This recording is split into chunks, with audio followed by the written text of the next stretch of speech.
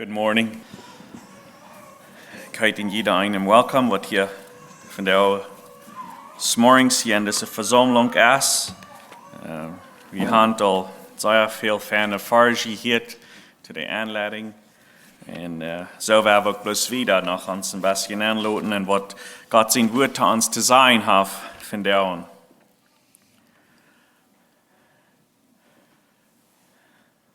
Ja, dat als immer waren een vrede en God zijn woord na te kijken. Het immer waren een vrede, farge even te lezen, wat einer vielleicht al gelezen heeft en einer vindt er waren wat frischer eruit, oder einer beleeft dat vielleicht in einem zijn leven, dat op einmal ist das oder die farge als einem wertvoll und dat is betes Dave dat je met en die farge wat am wertvoll werden in zijn leven. Als een familie hebben we de laatste some tijd onze tijd gespend in eerste Petrus, een boek wat Petrus geschreven heeft. En mij is dat zeer veel weet geworden als we dat met de kindertop beetje durchstudieren deuten. En zo mij aangaat van daar een beetje uit de eerste Petrus te reden. Zo wanneer je in de Bibel hebt, worden in eerste Petrus het eerste kapitel een beetje tijd spenden. We zijn groot durch Oostenrijk gegaan en de geschichte van Oostenrijk, de geschichte van Jezus, der is aan zeer veel weet, maar een part van de geschichte is Petrus er ook nog met aan. En we weten Petrus wie een jongen wat met Jezus toop op deze eerd ging. Hij weer een Jezus zijn leer. Hij weer een Jezus zijn exempel. En maar dan komt het bij een tijd in zijn leven, waar de krijgt is de oudste tijd, wat we veel van je aan gedacht hebben en gehoord hebben, de latere tijd. Dan op eenmaal wordt aan je gevraagd, wer hij weer. Oder vielleicht soll ich sagen, ein klein bisschen nach 3 angehen, dann im Garten durch, als die Soldaten kommen und wollen Jesus festnehmen. Er hat kurz das Schwert zu holen. Und dann entsteht es Lothar, als die Tschechischen am Früh, als er nicht auch ein von den Jüngern wäre, dann fängt er an zu lehren. Und so, er wird schwach, er wird sehr schwach.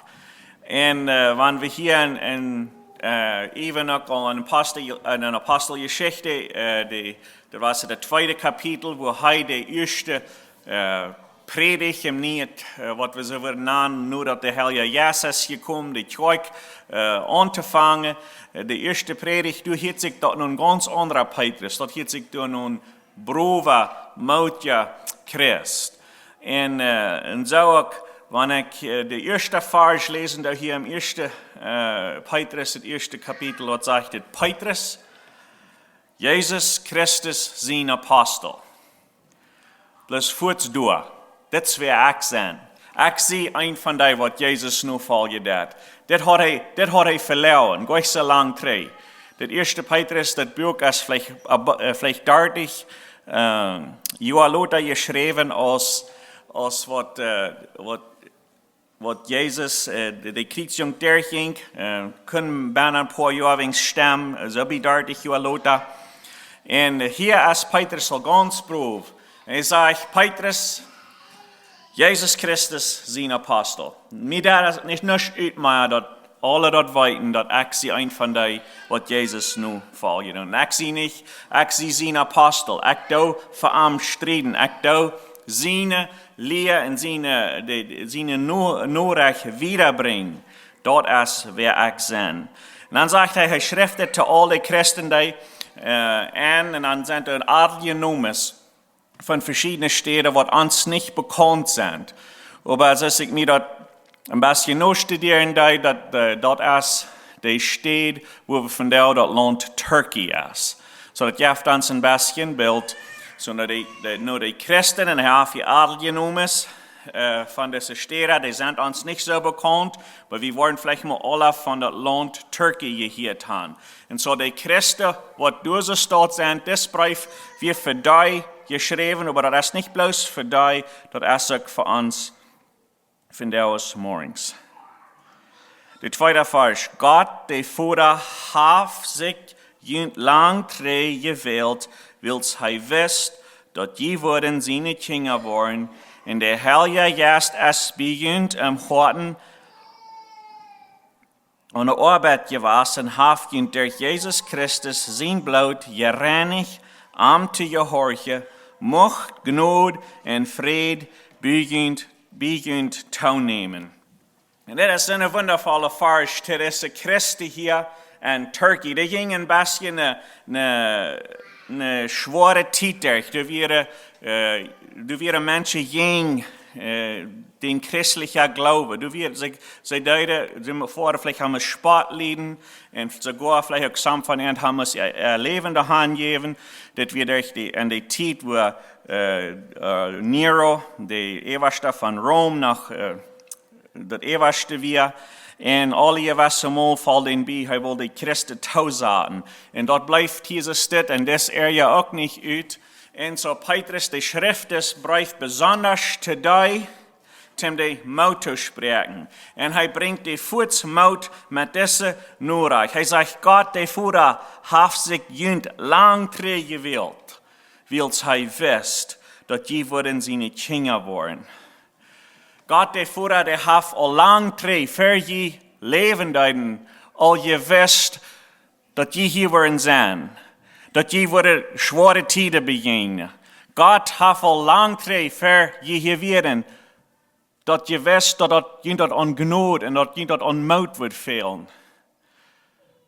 En hij is met je. Gott hat je von der noch nicht vergeten. Hij hat je noch nicht vergeten. Hij wist dat, God wist dat je zo'n Christ, dat je wordt zo'n mensheid zijn wat God worden wil. En doortoe heeft God ook de juiste eind geschakt en God de juiste heeft en hart geschaft en heeft eind wat doorgebracht dat ze zich aangegeven hebben. En ze hebben dat evangelium aangenomen. Ze hebben vertrouwen op Jezus zijn bloed gezet. En doordat zijn ze geraad geworden. Tim, dat zij van nu aan wieder worden kennen, Jezus nu volgen en horen, gehoorzaam zijn. En hij wenscht hen veel genade en vrede. Hij zegt, ik mag genade en vrede bij jullie toenemen. Denk, erinnert jullie aan, Gott hat uns noch nicht vergeten. Hij wist dat al lang terug, dat we hier in deze leven zijn. Und Gott hat das so weit gebracht, dass wir von Jesus können hören. Wir haben von Jesus gehört. Gott ist ganz bekannt, mit was unser Leben hier nu geht. Und Petrus sein Motto sprechen ist, dass die Gnade Gottes und die Friede von Gottes wird immer mehr und immer mehr toenehmen in ihr Leben. Der dritte Vers.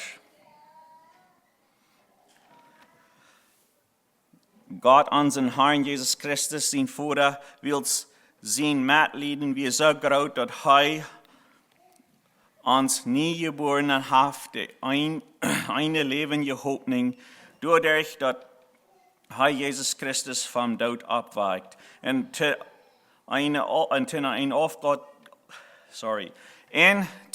Aufgott, dort nicht vergehen oder verchambern kann, dort für uns im Himmel bewahrt wird. Und Gott in seiner Allmacht wird nur sein, dass je durch sicher ankommen worden und dort Hell kriegen, wills je an Jesus glauben, dort Hell soll in der letzte Tag offenbar werden.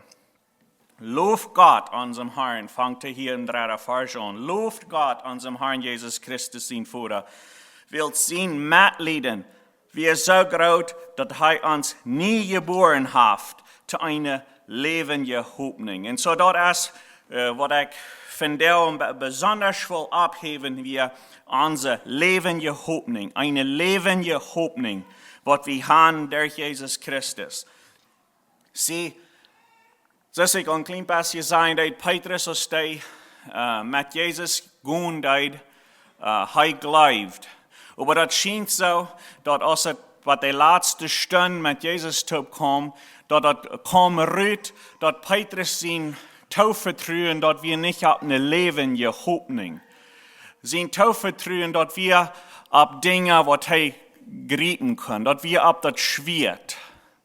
Oder dat we op zijn ene wieder. Hij proeft zich zo, dat zo te merken, dat die anderen dat niet zullen aanworden, dat hij ook een van die weer wat aan Jezus geloven deed. En hij wil dat verstrijden.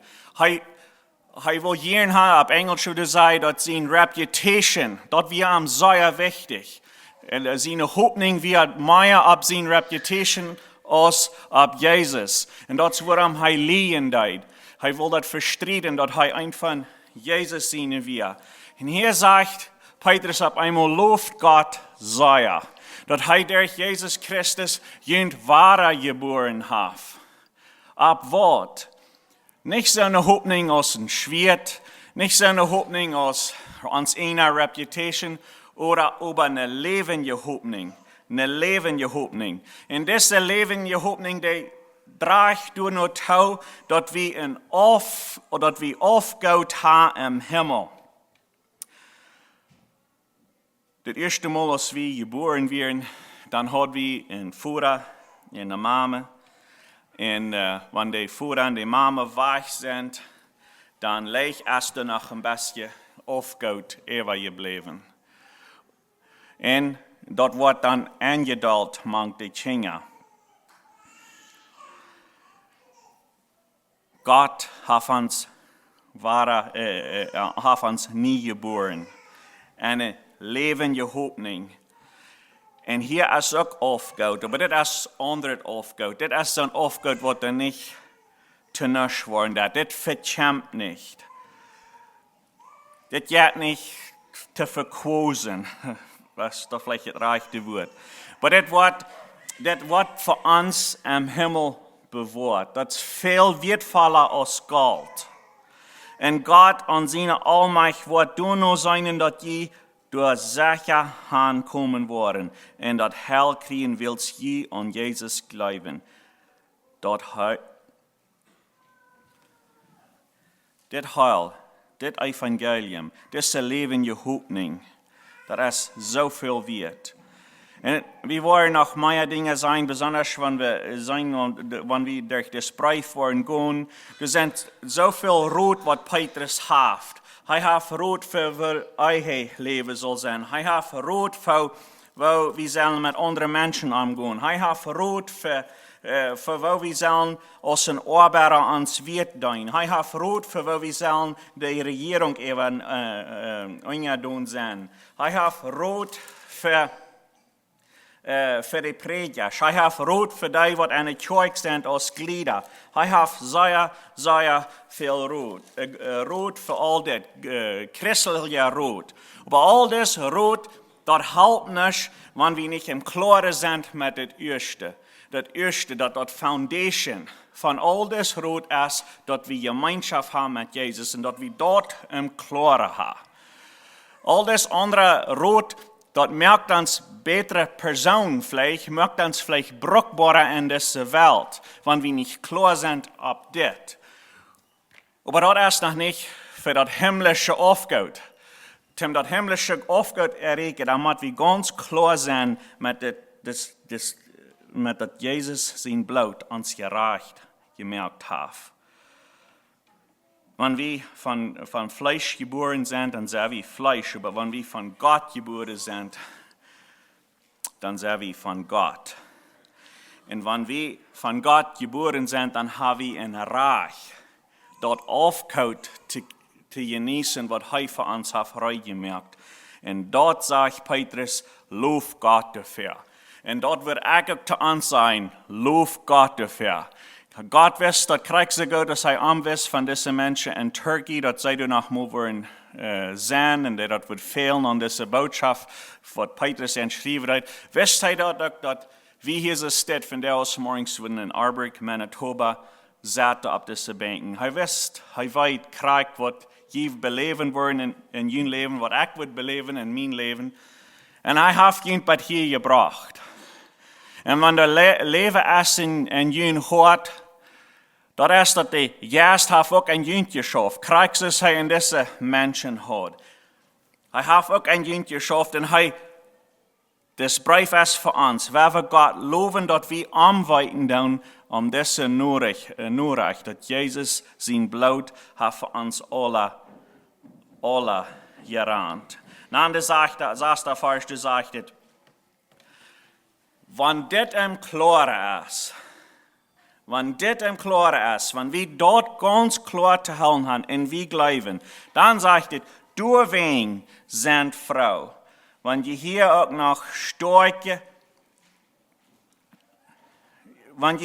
nog een stootje durch Lieden gaan maken. Zie, Petrus, die zegt, ja, wanneer we dit hem klaar hebben, dat we zijn geraad, en we hebben dat ganz klaar, dat er is aufgeht im Himmel voor ons. Dan zijn we niet mogelijk worden, wanneer het hier nog manchmal een stukje schwer is. Dan zijn we niet mogelijk worden, wanneer het leven niet alles de lijn aan dat, als wie dat voor een groot moedig gleichen te gaan. Nee, doorwegen ziet moedig. Wenn je een hoopning is, een levende hoopning, dat ga je op wat anderen gezet. Je een hoopning, je een vrede, die staat op wat anderen, als dat het hier blijft krijgen wat offeren, als wie dat worden gleichen. Je een hoopning, je een vrede, die is op God gebuut, die is op Jezus gebuut. En je checken nu aan. En des Jezus, des God, die is true. Hij niet behouden dat hij al lang wist dat je hier worden zijn. En hij heeft het zo gebracht dat je hand van Jezus gehoord. Hij heeft het zo gebracht dat we zo stukje taub zijn. Hij is true. Hij wordt immer bij ons zijn. Hij weet wat we durchgaan. Zo zat je vrede. Je vrede is niet op wat we hier hebben in deze wereld. Je vrede, je moed is dat wat er im Himmel is. En dan gaat Petrus hier zo zitten en hij bracht Jezus als ons exempel. Zo Jezus, die deed ook lijden. En hij zegt, krijg dus de komende vers 6 wieder, bracht Jezus zijn lijden als een beeld, een voorbeeld voor mij en die. Want we lijden doen voor Jezus, dat is, Jezus weet waar dat gaat. Jezus deed ook lijden. Zie, Jezus deed lijden als een voorbeeld voor mij en die. En hij deed ook lijden in onze stad. Beides. We kunnen niet lijden voor 6 zoals Jezus deed. Maar Jezus kon ganz metvallen met ons, want we voor zijn noemen, voor dat rechte lijden doen. En zo Jezus is een voorbeeld voor ons, wat we kunnen nu volgen. So vers 6, we nog eenmaal vers 6 in. Doorwegen zijn die vrouw, want je hier ook nog een stootje durch Lieden gaan maken. Deze proeven komen even om te zijn, hoe echt en sterk je geloof is. Zo als goud durch dem Vier geschenkt wordt, dat terrein en te zijn wo echt dat is. Je geloven is bij God veel meer waard als gold. Zo wordt je geloven, wanneer je proef, wanneer de proef bestaat. Je veel herrlichkeit geven en je worden geëerd en je loof worden van Jezus Christus komen wordt. En zo hier zo, dat hij dat vergelijken met gold. Die schwere tijden, die tijden waar we manchmal in mijn leven durchgaan. We krijgen vielleicht dan gezegd, of we krijgen vielleicht, waar immer dat is. Dat is, God schenkt durch seine tijd te zijn, wo sterk, wo echt, het is een fijn woord, wo echt is dein Glauben. Wo sterk is dein Glauben. Was du bloß an mein Glauben, die tijd waar het krijgste gaat, als wat ik het wil gleichen. Maar was du aan mij ook vasthouden, wanneer het op eenmaal niet zo schijn gaat. Wanneer het anders gaat, is wat ik wil willen. En zo krijgt het gold wat der vier je schakt, ten zijn waarin het gold is, wat ons geloven ook manchmal durch eine schwere tijd geschakt, ten zijn waar echt en waar sterk der ist. Aber wir sollen nicht abgeben, wenn wir ans Glaube bestehen bleibt an Jesus, dann wo wir gelobt worden. Und dann in eins wieder, in der 10. Vers, da sagt es, dass diese Radung, wir, was die Propheten nicht ganz verstehen können, wenn sie auch davon schreiben. Sie hatten doch viele Frauen darüber, was das alle bedienen können.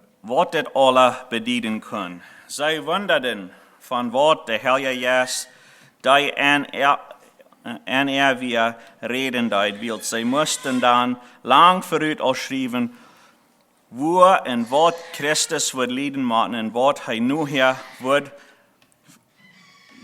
und was er nu hier wird für nach Herrlichkeit haben. Sie haben fließig gesagt,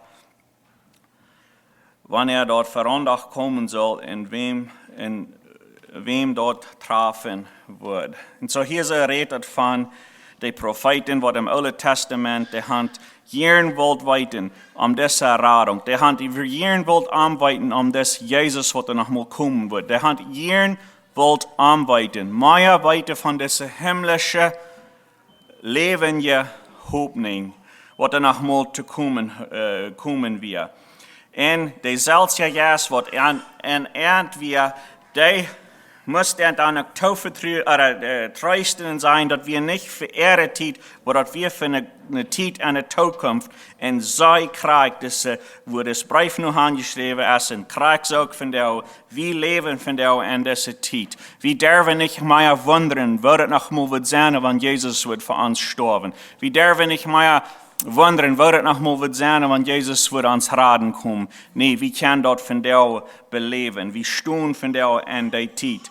Und dort ist, woran wir dankbar und froh sind. Naja, unsere Zeit ist hier hastig, aber das ist ein bisschen eine Einladung von dem Evangelium-Kapitel, was wir aus der Menschheit tun in Return für diese heilige Nachricht, was Jesus was Petrus hier von schrieben hat, was wir in der Bibel lesen tun. So, ich will noch gleich ein bisschen beten, für wir Schluss machen hier.